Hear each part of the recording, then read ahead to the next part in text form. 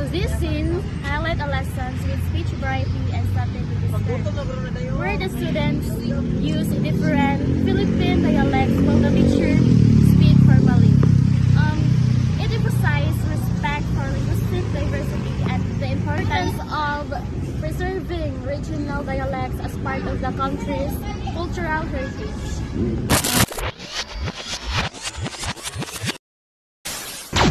Okay, so before we going inside, what do you think we'll see inside this museum? What stories will Akipas will tell us? Ma'am, sa kalayas po, tingin ko may mga lumang kwento about sa mga ninuno namin, like sa kanilang mga ginagamit katulad ng mamagay. Ma'am, King Pampanga, siguro ating gamit daring ninuno, ating ring gamit daking obra. Ma'am, sa Cebu po, marami po tayong mga palayok at mga toksinyo na hukay galing sa dagat. Ma'am, sa Iloilo po, may mga gamit na ginagamit sa paghimos sa lumot. Ano ba? Pwede naman natin gamitin ang wikang Pilipino para makaintindihan tayong lahat.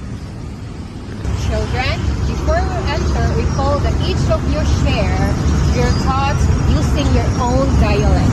And respecting every dialect, we honor our nation of history and identity. Let us now enter and appreciate the many treasure of the heritage, including our language.